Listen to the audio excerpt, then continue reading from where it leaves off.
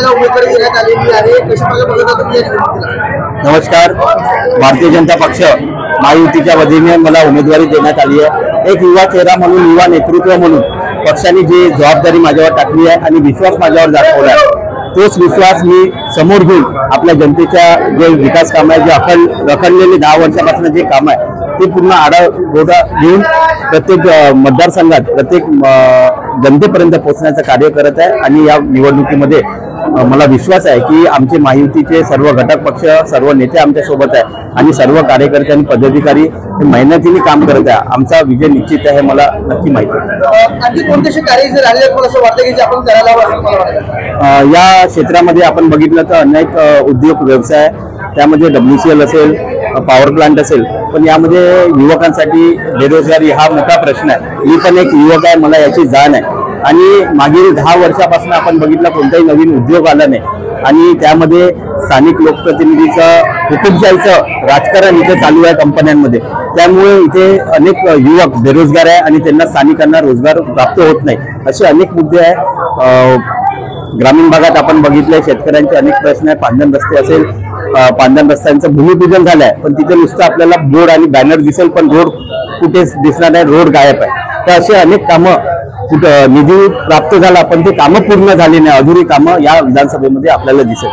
महायुतीमध्ये जे आपल्याला अधिकृत उमेदवारी देण्यात आलेली आहे, परंतु आपल्याच पक्षाचे काही नेते आणि पदाधिकाऱ्यांमध्ये जे आहेत बंडाचं वातावरण दिसून येतं आणि बंडखोरी त्यांनी सुद्धा केलेली सुद्धा आहे. कशा प्रकारे बघायला तुम्ही या गोष्टी?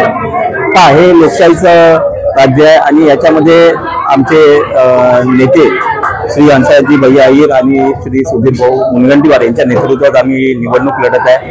आणि याच्यामध्ये नरेंद्र भाऊ जोतोडे आणि रमेशजी राजूरकर साहेब यांनी मला समर्थन दिलं आणि त्यांनी आपला अर्ज वापस घेतला.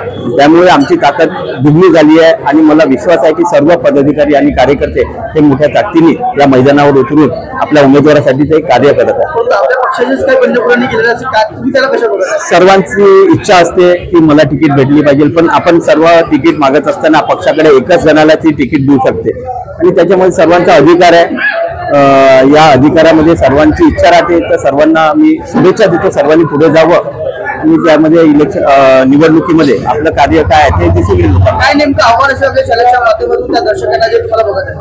बघा, आव्हान प्रत्येक गोष्टीचं असतो, पण जे संघटनमध्ये आम्ही युवा मोर्चा म्हणून मी काम केलं आणि स्वर्गीय संजयजी देवते साहेब यांनी जो 20 वर्ष या विधानसभेमध्ये आपला कार्य केलं, त्या कार्याच्या माध्यमातून त्यांनी आपल्या लोकांना एकदम जवळीकपणे जोडलेलं आहे. आज मी विधानसभामध्ये ग्रामीण भागात फिरत असताना अनेक लोक देवते परिवारावर प्रेम करणारा एक चाहता वर्ग आहे आणि त्यासोबतच भारतीय जनता पक्ष, राष्ट्रवादी काँग्रेस, RP आणि शिवसेनेची ताकद आमच्यासोबत आहे. त्यामुळे आम्ही सर्व आव्हानाला पुढे जाऊन या निवडणुकीमध्ये पुढे जात आहोत. त्याचा विश्वास मला आहे की आम्हाला या निवडणुकीमध्ये विजय प्राप्त होईल. महाराष्ट्र राज्यामध्ये पुन्हा महायुतीची सरकार बसेल?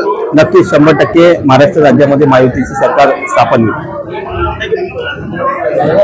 चुनाव प्रचार को अभी कुछ 4-5 दिन बचे हुए हैं, किस तरीके का समर्थन, किस तरीके का प्यार आपको अपने विधानसभा क्षेत्र में मिल रहा है?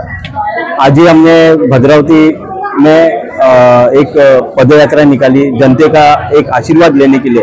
हमारे सब मायुति के पदाधिकारी कार्यकर्ते इसमें शामिल थे और हमें बहुत अच्छा आनंद से, एक उत्साह से इसमें प्रतिसाद मिला है. और ये अभी आने वाले 4 दिन में अपनी प्रचार इलेक्शन और प्रचार समाप्त होने वाला है. इसमें सभी घटक पक्ष हमारे साथ है और अभी हमारे इसमें अनेक सामाजिक संगठनों ने मुझे समर्थन दिया है.